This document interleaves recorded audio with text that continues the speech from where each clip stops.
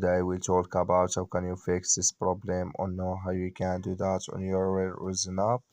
So all you have to do, so you just click here on settings, click on it here.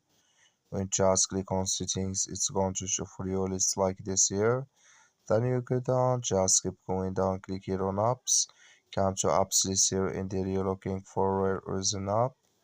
So you just click here on search, then here add Reason app, just click here on it.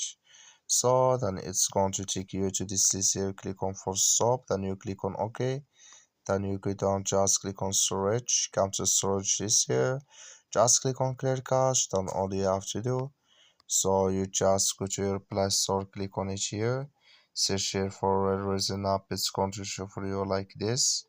You will find here update, click on it and it's going to work with you.